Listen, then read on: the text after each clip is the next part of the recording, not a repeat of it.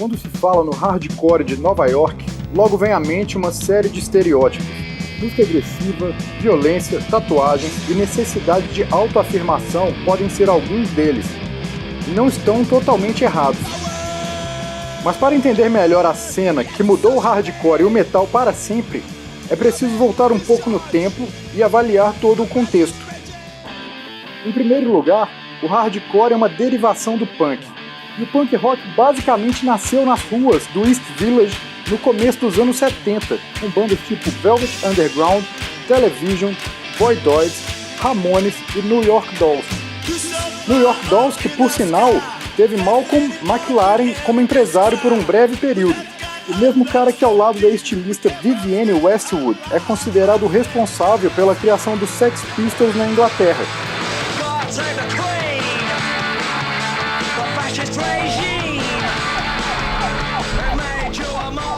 Se o punk tomou proporções estéticas e musicais mais agressivas na Europa, como no caso dos Sex Pistols, ele voltou para os Estados Unidos, influenciando toda uma geração de bandas de hardcore.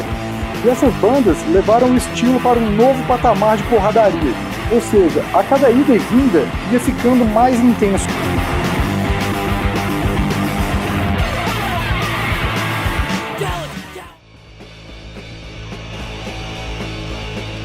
Em algumas das primeiras bandas daquilo que viria a ser conhecido como New York Hardcore, é possível perceber uma sonoridade transitória, com elementos do punk rock mais tradicional.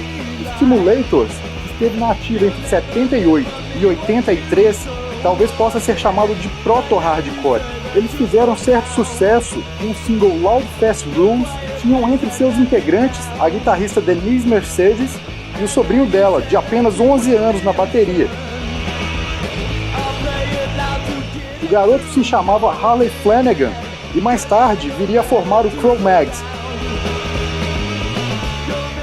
Outra banda clássica foi o Heart Attack, que durou de 80 a 84. Era uma banda formada por moleques de 12 a 16 anos de idade.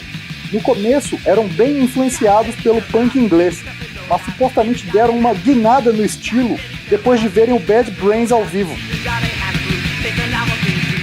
O vocalista da banda, Jess Malin, veio a integrar o The Generation e se lançar em uma respeitável carreira solo. Del Kraut teve seu show de estreia abrindo para o Clash em 81.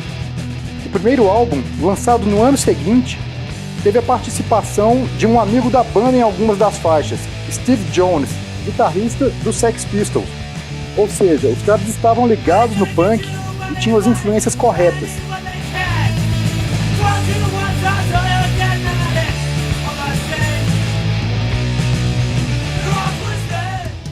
Existem muitas outras bandas dessa primeira leva que merecem ser mencionadas. Reagan Youth, Urban Waste, The Mob, Psycho, Warzone, Murphy's Law, Cause for Alarm, Gilligan's Revenge, The Abused, Antidote.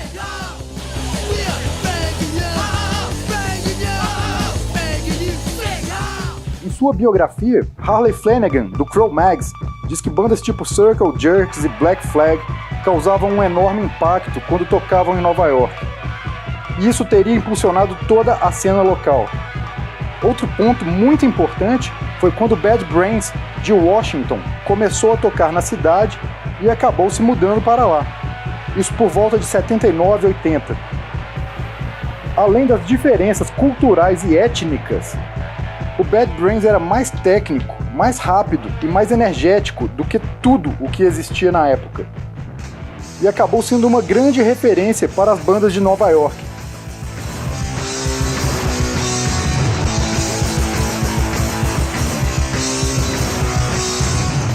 Para o guitarrista Todd Youth, que tocou em várias bandas da cena, o Bad Brains era como se fossem os Beatles ou Led Zeppelin. Ele era tão fã que chegou a dizer que era uma banda que ele morreria por ela.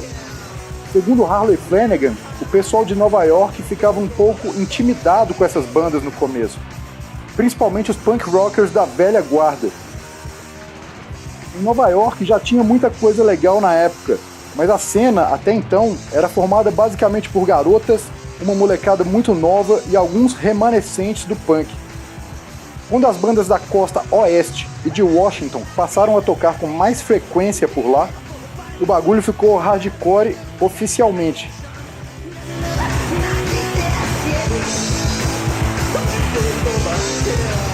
Vale ressaltar que as ruas do East Village e do Lower East Side, hoje em dia tão gentrificadas, eram bem diferentes no começo dos anos 80. De acordo com Roger Miret, vocalista do Agnostic Front, a região parecia uma zona de guerra em um país de terceiro mundo.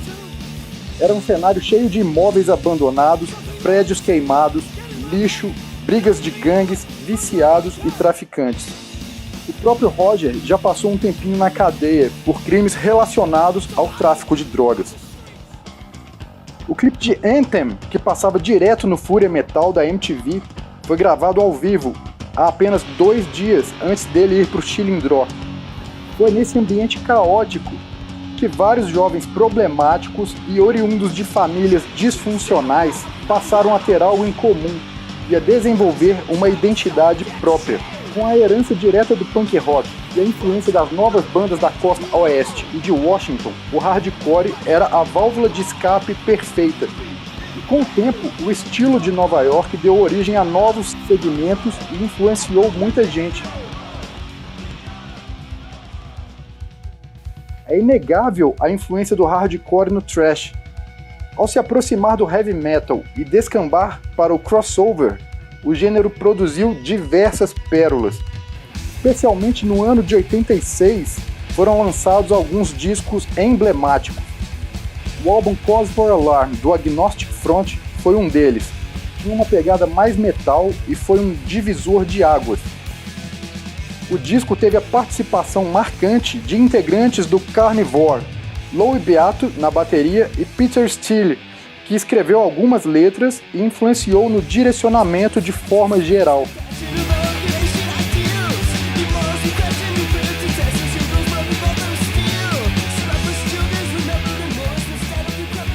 Com Life of Dreams, o Crumbsuckers conseguiu unir com maestria riffs de metal e de punk, com solos de guitarra e ao mesmo tempo uma pegada de hardcore.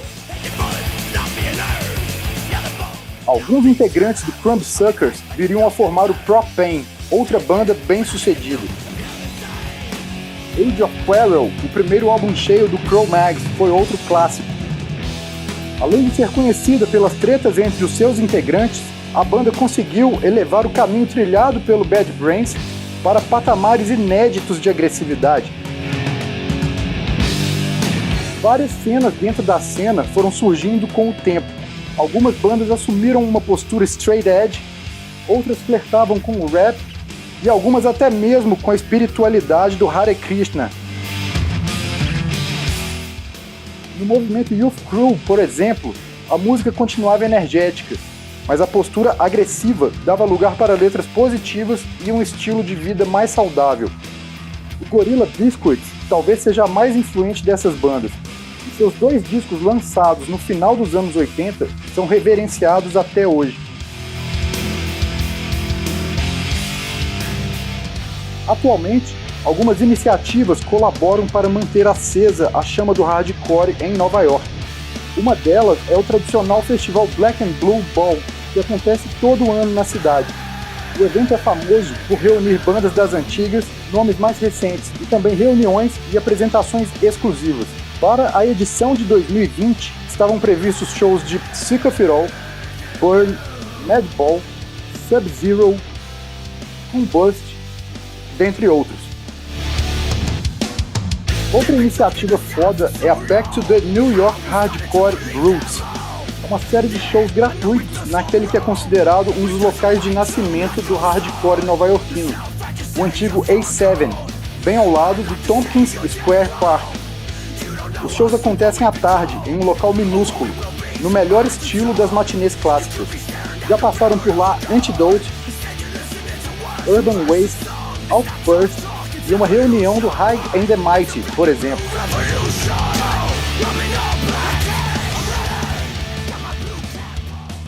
Mas como que vale mesmo é a palavra de quem viveu isso tudo, recomendamos alguns livros bem legais. New York Hardcore, 1980 a 1990, de Tony Redman. Hardcore, Life of My Own, biografia de Harley Flanagan. My Riot, Agnostic Front, Grit, Guts and Glory, biografia de Roger Miret.